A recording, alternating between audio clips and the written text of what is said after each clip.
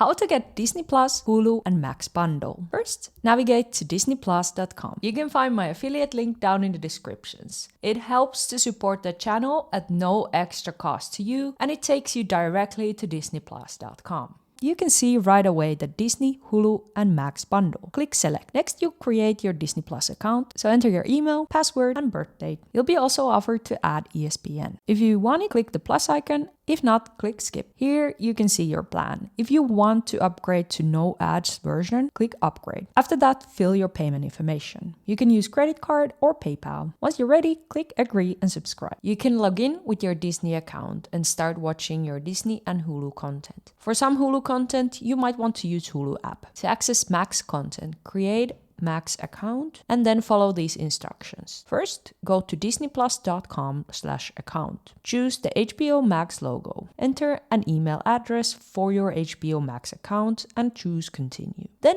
check your inbox for an email sent by HBO Max. Enter the 6-character code from your email, enter your password, and start streaming. I hope you found this video helpful. The best way to support my work is to use my affiliate link in the description. I really appreciate if you do that. Thank you, and I'll see you in the next video.